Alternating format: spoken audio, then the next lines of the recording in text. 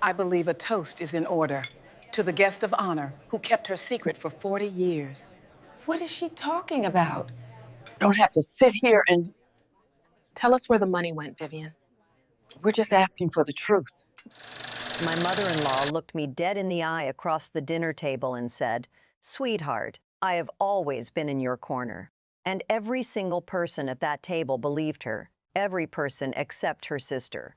If you've ever smiled at someone who was quietly dismantling your life, smiled because you had to, because the cost of stopping smiling was your whole marriage, then stay with me, because I've been that woman.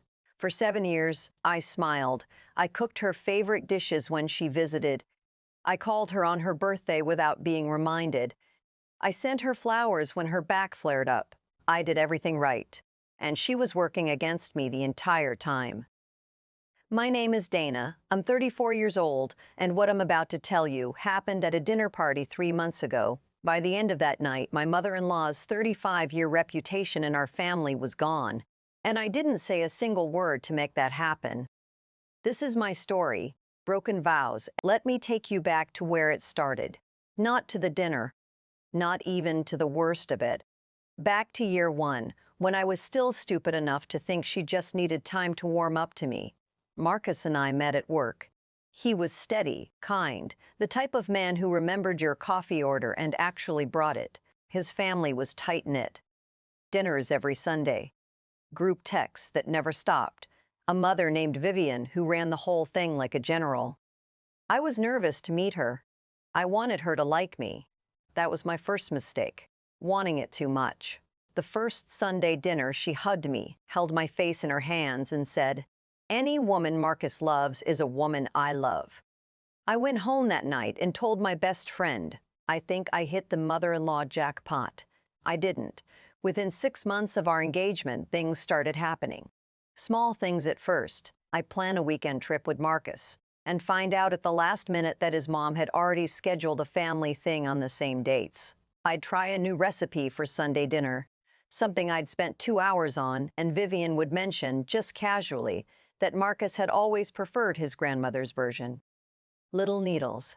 Nothing you could call out directly without sounding crazy.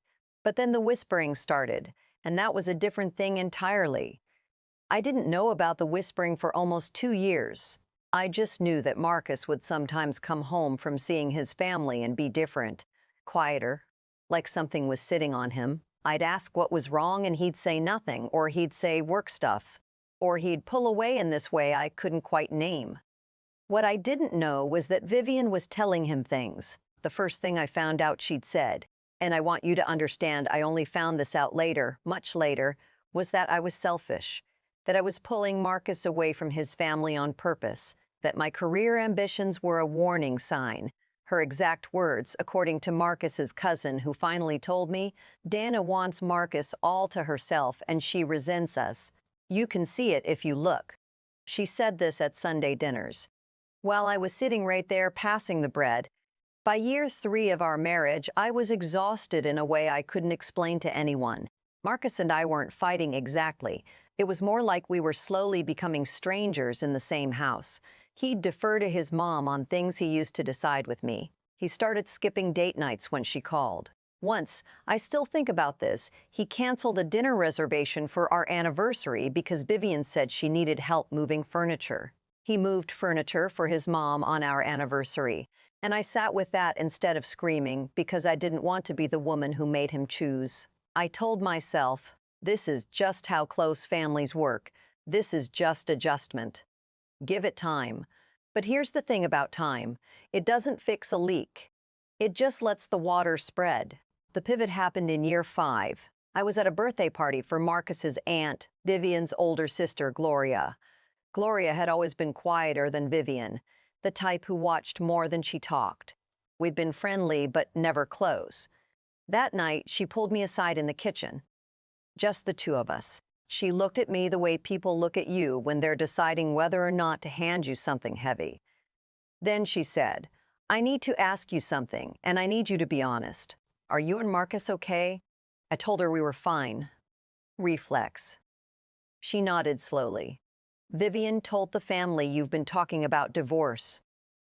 I felt the floor shift. I had never said that word. Not once. Not in a fight. Not in a journal. Not to my own mother. The word divorce had never been in the room between Marcus and me. Not ever. I asked Gloria when Vivian had said this. She said, last Sunday, at dinner, while I was in the kitchen washing dishes. I stood in that kitchen and something hot moved through me so fast it scared me. Not tears, fury. The kind that makes your hands shake and your jaw lock and your whole body go rigid. Because if you let even 1% of it out, you don't know what happens next. 7 years. 7 years of cooking her food and calling on her birthday and smiling at that table.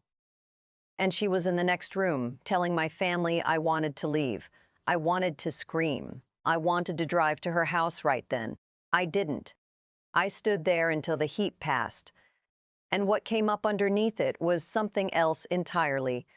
Cold, clear, the kind of calm that doesn't feel peaceful. It feels like a decision. I drove home that night and I did not confront Marcus. I know that sounds wrong, but I had learned something about Vivian in 5 years. She was good at this. She'd been doing it long enough that she had a story ready for everything. If I went in swinging, she'd make me look hysterical.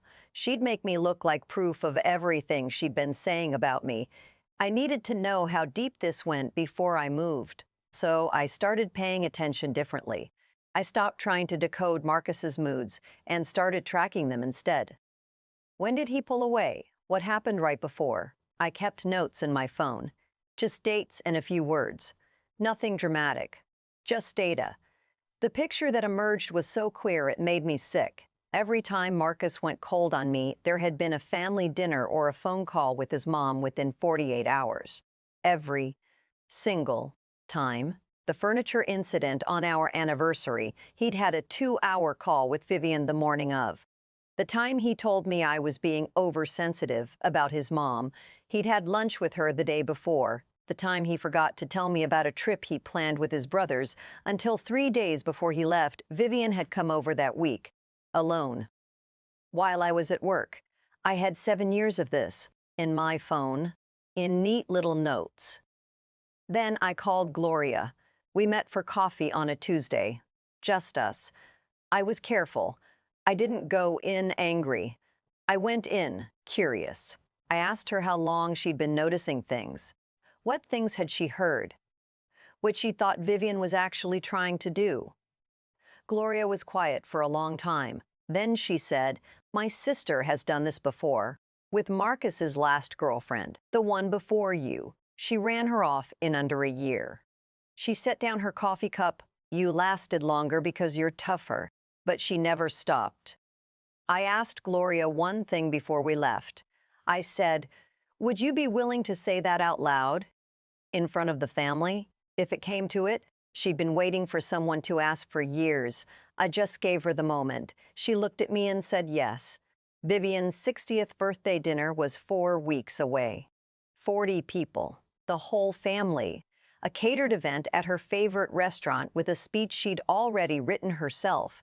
I know because Marcus asked me to look it over. I did. It was beautiful. A whole story about the family she'd built and the love she'd protected. I RSVP'd yes, and I bought her a gift. The night of the party, I got there early, helped set up, greeted everyone warmly. Vivian pulled me into a hug at the door and said I looked beautiful. I thanked her. Dinner was halfway through when Marcus stood to give the first toast. He talked about his mom, how she'd always put the family first, how she'd always had their best interests at heart, how she was the kind of woman who quietly held everything together. When he sat down, Gloria stood up. The table went quiet. Gloria wasn't usually a speaker. People leaned in. She said she wanted to share a story about what it means to protect a family. She said she'd been thinking about it for years and she didn't want to wait any longer to say it. Then she told them. All of it. What she'd witnessed at Sunday dinners. The things Vivian had said about Marcus's last girlfriend. She named her. The things Vivian had said about me. The divorce rumor. The narrative she'd been building for 7 years. She didn't yell. She didn't cry. She just listed it, one thing after another, in the same quiet voice she used to ask about the weather. And then she looked at Vivian and said, "I love you. You're my sister. And you have to stop." The silence at that table was unlike anything I have ever heard in a room full of people. Vivian's face went through 10 expressions in 5 seconds. She looked at Marcus. He wasn't looking at her. He was looking at me. And for the first time in years, I saw him actually see me. See what I'd been sitting inside. See what I had not said. He reached under the table and took my hand. Vivian tried to speak. She started with, "This is my birthday and I don't think." But Marcus's aunt stopped her. Then his cousin. Then his brother. One by one, people started asking questions, calm questions, questions that had clearly been waiting a long time. I didn't say anything. I didn't have to. I sat at that table and I held my husband's hand and I let the truth do what truth does when someone finally gives it a room. We started counseling. It's slow. Some weeks are good. Some weeks Marcus says something that sounds exactly like his mother and I have to breathe through it. 7 years of someone else's voice in his head doesn't vanish overnight. I knew that going in. Vivian sent one text 2 weeks after the party. It said, "I hope you're happy now." I didn't respond. But I thought about it for a long time.